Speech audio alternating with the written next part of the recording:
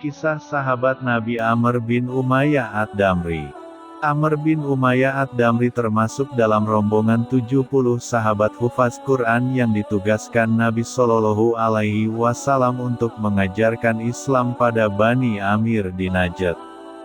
Ketika perkemahan mereka di Bir Maunah diserang oleh kelompok yang dipimpin Amir bin Tufail, ia diserahi tugas menggembala unta-unta bersama Munzir bin Uqbah bin Amr, sehingga keduanya lolos dari pembantaian. Mereka melihat burung pemakan bangkai terbang di atas perkemahan teman-temannya. Sesuatu yang buruk pasti tengah terjadi, karena itu mereka bergegas kembali. Tetapi dari kejauhan tampak para sahabat tersebut bergelimpangan bersimbah darah, dikelilingi para pembunuh yang senjatanya masih meneteskan darah. Amr berkata kepada Munzir, "Marilah kita kembali ke Madinah, dan memberitahukan kejadian ini kepada Nabi Shallallahu Alaihi Wasallam." Tetapi Munzir menolak usulannya tersebut. Menurutnya, kejadian ini pasti akan sampai kepada Nabi Shallallahu Alaihi Wasallam. Cepat atau lambat, lebih baik kalau mereka menyerang para pembunuh itu hingga syahid menyusul sahabat-sahabatnya tersebut. Amr menyambut usulan ini. Mereka berdua menghambur menyerang para pembunuh yang jumlahnya jauh lebih banyak. Munzir tewas terbunuh dan Amr ditawan oleh Amir bin Tufail, sekaligus dijadikan budaknya. Amir bin Tufail membawa Amr pulang, tetapi ketika bertemu ibunya, sang ibu memaksa Amir bin Tufail untuk membebaskan Amr sebagai sahayanya, karena ia memang pernah bersumpah bernazar untuk memerdekakan seorang budak.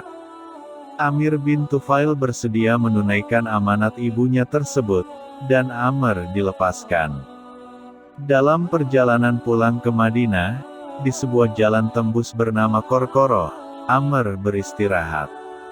Tak lama berselang datang dua orang dari Bani Kilab, yang juga masih kerabat dengan Amir bin Tufail, beristirahat di tempat itu juga.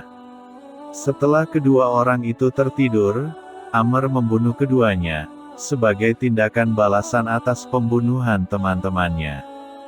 Ketika Amr telah sampai di Madinah dan menceritakan apa yang dialaminya kepada Nabi Shallallahu Alaihi Wasallam, beliau amat sedih dan marah atas tindakan Amir bin Tufail dan kabilah yang membantunya. Beliau sempat mendoakan keburukan bagi mereka selama 30 hari, yakni ketika berjamaah salat subuh, yaitu dengan membaca kunut nazilah.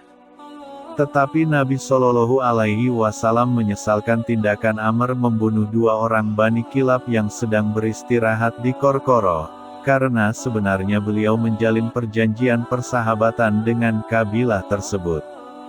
Kemudian beliau mengumpulkan uang dari orang-orang Muslim dan sekutunya dari Yahudi, untuk membayar tebusan diyat pada Bani Kilab. Amr bin Umayyah dan Salamah bin Abu Salamah pernah diutus Nabi Shallallahu Alaihi Wasallam ke Makkah secara diam-diam untuk membunuh Abu Sufyan. Hal itu dilakukan sebagai tindakan balasan karena Abu Sufyan telah mengirimkan seorang Arab Badui untuk membunuh Nabi Shallallahu Alaihi Wasallam.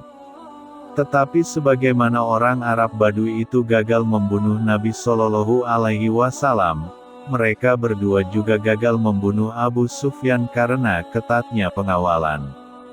Tetapi mereka berdua berhasil menyelamatkan jenazah sahabat Khubayb bin Adi dari tiang penyaliban kaum Quraisy setelah berhasil memperdaya penjaganya. Dalam riwayat lain, membunuh 3 orang yang menjaga tiang salib, atau membunuh 3 orang Quraisy dalam perjalanan tersebut kemudian membawa pergi dan memakamkannya di tempat tersembunyi.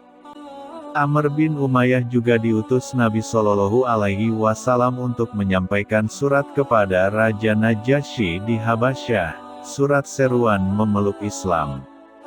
Memang, walaupun saat itu Ja'far bin Abu Thalib telah tinggal di sana dengan jaminan keamanan Najasyi, tetapi ia tidak menyeru dan tidak diperintah Nabi Shallallahu Alaihi Wasallam untuk mendakwahi Najasyi untuk memeluk Islam.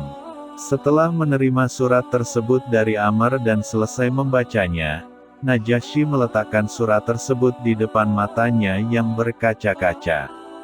Kemudian ia turun dari singgasananya dan mengucap syahadat di hadapan Ja'far bin Abu Thalib. Selain surat tersebut, Amr juga membawa surat lamaran Nabi Shallallahu Alaihi Wasallam untuk memperistri Ummu Habibah binti Abu Sufyan, yang telah menjadi janda ketika di Habasyah. Surat tersebut juga diberikan kepada Najasyi, di mana Najasyi sendiri bertindak mewakili Nabi Shallallahu Alaihi Wasallam melamar Ummu Habibah dengan mahar 400 dinar uang emas dari Najasyi.